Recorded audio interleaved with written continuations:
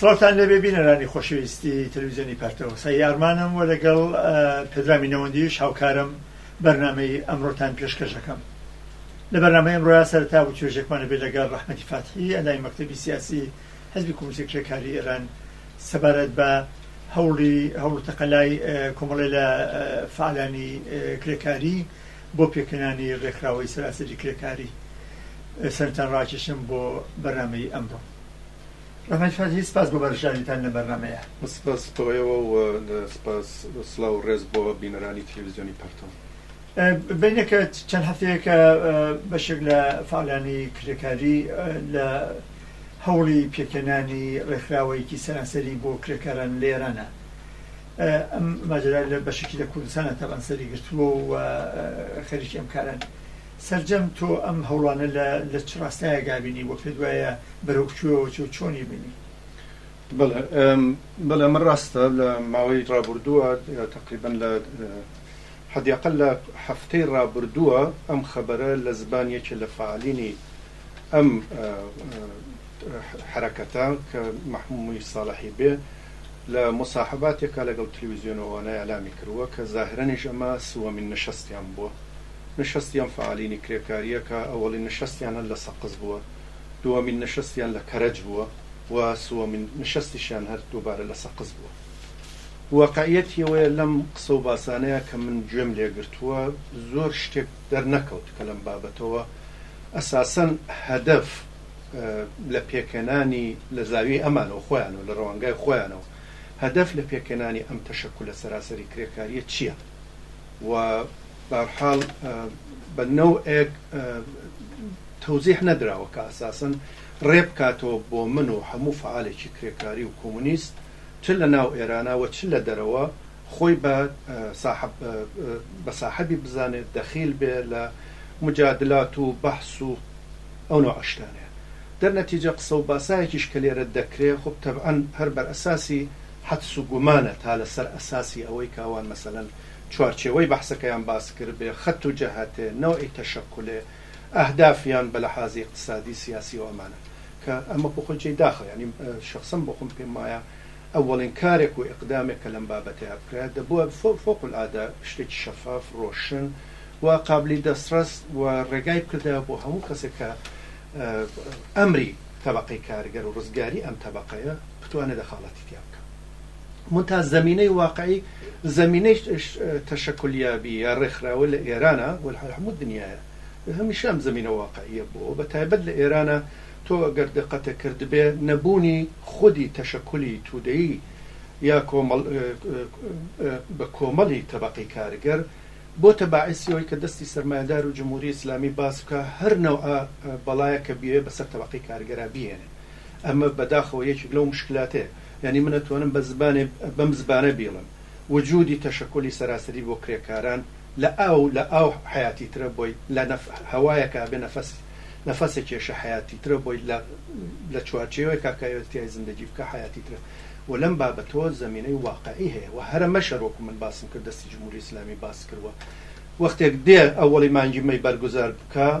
لە خرە شەلاقی لێدا وەختی ئەوێ لە فکری تەشەکول و سازمانە بێ خوب زندانیەکە وەختێ دێتە مەیدانەوە لە کارگایەکە ئەوێ سەعاتکاری کەم بکاتەوە حەقی حت دەستمزدی زیاد بکە داوای دەستمزدێکی زۆرتر بکە فعالی نیە کرێکرێتە زندان و هەر ئێستاش مەشاهدین چەندین فعالی کرێکاری هەر بەم جورمە سادە گیراون ئەمان خارج لەوەی کە فشار و ئیستسمارێکە تەبەقەی سەرمایەدار عەلەی کارگەرێکە ئێتە چ مۆقعیەتێک و شەرایەتێکی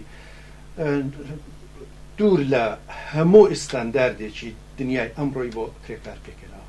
هەمووی ئەمانە زمینەی واقعیە منتها بەحسەکە ئەوەیە کە ئەم جەمی فعالینە دەیانێت چی بکەن بۆ جوابدانەوە بۆمە. من پێم وایە تاوجێگای بە فعالینی ئەماگەڕێتەوە من پێم وایە تاوجێگای بە کۆمونیستەکان لە ناو ئێرانە ئەگەڕێتەوە بە ڕابەرانی کارگەریە گەڕێتەوە بێت دەخاڵەتێکی زۆر فعال لەم مەسەلەیە بکەن و بە ئەمری خۆیانی بزانن و عەلا ڕەغمیەوەی ئەگەر تا ئێستێژەم حرەکەتە زۆر شەفاف نەبووە زۆر قابلی دەستڕست نەبووە ئەبێت تەلاش بکرێت کە لەم چوارچێوەیە بێنێتە دەرەوە چون بەحسێکە ئەم ڕفیقانە کردویانە ئەوەیە کە جەمعێکی منفەردن کۆبوونەوە و لەسەر مەسەلە قسەیان کردووە. بەهەرحاڵ من قسەکەم ئەوەیە منەڵێم مەسەلەی تەشەکولیابی تەبەقەی کارگەر حیاتیە، بەڵام شخصەن بۆ خۆم پێم وایە ئەم نەوعە کە ئێستا دەستی پێکردووە ئینسانە ڕەخاتەوە سەر ئەباتەوە سەر ئەو نەوع تەشەکولیابی کە ساڵەکانی هەشتایە، وەکو کومیتەی پەیگیری، وەکو کومیتەی هەماهەنگی، وەکو ئەنجومەنی کانونی ئەنجومەنی دفاع لە کارگەران و نەهایەتەنیش دوای ئیتحادی ئازادی کارگەری لە هاتەتە دەرەوە. ئەلا ڕەغمیەوەی کە ئەمانە هەرچیەک بن کە شخصەن بۆ خۆم پێم وایە فعالینی کارگەری بوون، تەلاشیان کرۆ زەحمەتیان کێشاوەکە بالاخره موقعیتی کارگر تغییراتی کتیا پێ بێن، بەڵام بە تەوری واقعی ئینسانەوەی کایبینە تەجروبەیەکی موفق نەبووە و ئەمەش کە ئێستا ئەیبینی زۆرتر ئینسان ئەم ئەحساسە پێدەستە. هیوادارم من ئیشتباه بکەم لەم بابەتەوە، هیوادارم بەحسەکانی ئەم جەمعە ئەلەنی بێت و نەوعێکی کە بێ کە ئەوەی کە تەبەقەی کارگەر احتیاج و نیازی پێدی. باشە وەختی باس لەسەر تەشەکوڵێکی سەراسەریە کرێت،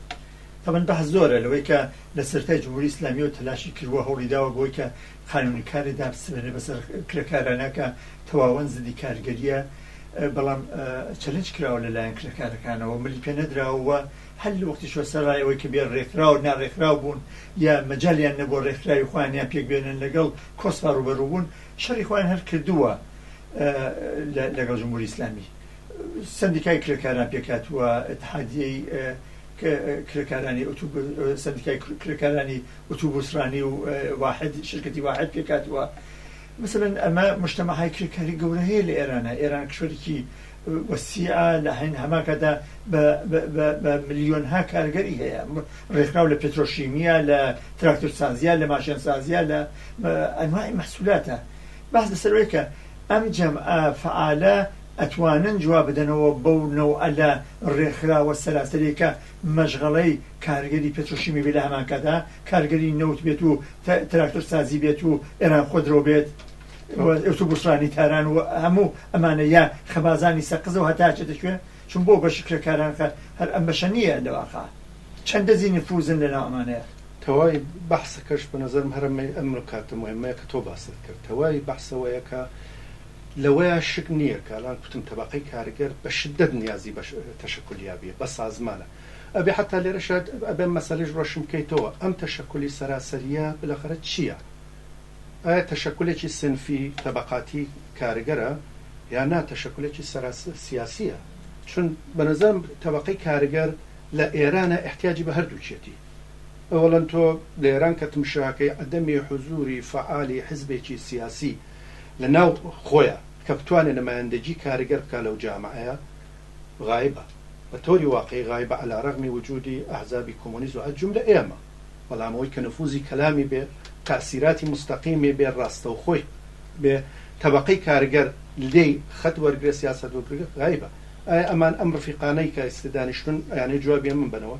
یا دەیانەوێت جوابی تەشەکولێکی سنفی بنەوە؟ تەواوی بەحسەوێت تۆ گەر بە تاریخی مبارزاتی جنبشهای کارگەری مراجعە بکەی، بە نەوعی شکلیابی تەشەکولاتی کارگەری تمشا بکەی، نەتیجەی مبارزات لە مەحەلی کارا بووە کە بۆتە پێکەنانی تەشەکولەکە. وەختی کارگەر لە محیتی کاری گەورەی خۆیە خەریکە شەڕەکە بۆ دەستمزدی باشتر، بۆ ساعەتکاری کەمتر، بۆ ئەمنیەتی زیاتر و بۆ مەرەخەسیەکانی، بۆ بازنەشستەجیەکەی، بۆ هەمووی ئەمانە و لەگەڵ ئەکەوێتە ململانە لەگەڵ تەبەقەی سەرمایەدار و کارفەرما،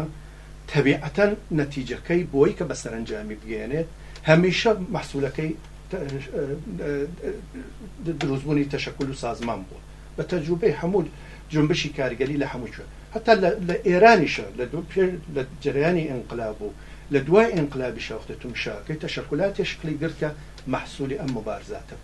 تەواوی بەحسەکەوەیە ئەم جەمعەی کە ئێستا لە دەوریە کۆبوونەوە مەحسوولی چ مبارزەیەکی تەبەقەی کارگەر لە مەحەلی کاری خۆیانە و هاتوون بەو نەتیجە گەیشتون، چون تۆ ئەمانە دانەنیشتون، تۆ حتا دابنیشن تۆ بڵێ لەسەر سندیکایەکی کارگایەکی معەیەن یا کارخانەیەکی معەیەن یا مرکزی تەولیدیەکی معەیەن خەریکە قساکەن، چون ئەمە سادەترە، چون تۆ بڵێن ئەماتوان شۆڕا ئەمانە پێک بێنین، ئەمانەوێت اتحادیە پێ سندیکا پێ، ئەمان دانیشتون خەریکن لەسەر تەشەکولی سەراسەری لە ئێرانە قساکەن. پێشفەرزی ئەم هینە ئەوەیە کە بە قەولی تۆ نمایندەگانی خودی کارگەران و سەناعی گەورەی ئێران ئەسنای گەورە لەوێ حزوری ببێ. ئەگەر حزوری نەبێت ئەم جەمعە لە نهایەتە بێتە ئەو جەمعە منفەرەدەی کە لە ئەسەری ململانە و کێشەی خۆیان لە ناو کومیتەی هەمانجیە لە کومیتەی پەیگیریە لە ئیتحادیە ئازادی کارگەری ئەمانە ئەبێتە نەوعی تەشەکولی کە وەکو ئیتحادیە ئازادی کارگەریە کومیتەی پەیگیریە هەمانجی من کوتم لە نهایەتە ئەمانە هەر کارێکیش بکەن نمایندەگی تەبەقەی کارگەر ناکەن ئەمەی کە ئێستا ئەیکەن منیش قسەکەمەوەیە تۆ ئەگەر لە چوو خۆشیانەواڵن ئەڵەن ئەمە جەمعی منفەرەدی فعالینی کرێکاری بوون کە کۆبوونەوە و بە تەمان تەشەکولی سەراسەری کارگەری پێک بێنن ئەمە بە نظرم تەناقوزێکی واقعیە و ئیتفاقاً ئەم ڕفیقانی کۆبوونەوە بێت تەجروبەیان وەرگرتەیە لەو تەجروبە ناموەفەقەی کومیتەی هەماهەنگی و کومیتەی پەیگیری و ئیتحادیە ئازاد ڕوویان بکردایە مەحەلی کار و لە مەحەلی کارەوە تەشەکولایەکیان شکل پێ بدایە و نەتیجەی ئەم تەشەکولانەش ببووایە بە تەشەکولێکی سەراسەری کە بەداخەوە ئەوە نییە بەداخەوە ئەمە نییە ویلا لەوەیە کە جامعی ئێران هەتا دەرەوە تۆ لەتۆ ئێمە هەمیشە لە بەحسەکانی کتومانە ئەوەی کە جمهوری ئیسلامی بەڕاحەتیە توانێت ئەسید باشە بە سەرچایی ژنە ئەوەی کە دەتوانێت کارگەر ئەوە بەو شەلاقی لێبە ئەوەی کە دەتوانێت حەق و حقوقی کارگەر ئەوە بەڕاحەتی زای بکە وجودی ئەدەمی ئەم تەشەکولی سەراسەری هەتا لە سەتی دنیاشە تۆ تمشە بکە ئەو شتێک کە بە ئینقلابی مەسەلەن ئینقلابی عەرەبی لە مصر و بەهاری عەرەبیە پای ئەسلی ئەم ئینقلابات و تەحەڕکاتە تەبەقەی کارگەر بوون منتها حاصلەکەی چی بوو بەچی بەدەلیلی نەبوونی ئەم تەشەکولە سەراسەریە کە ئەمری سەرکەوتنی تەبەقەی کارگەرە و ئەمری مەسئولیەت پەزیری تەبەقەی کارگەر لە مەقابل جامعەیە و وجودی حزب لەو رابطەیە خۆ معلومە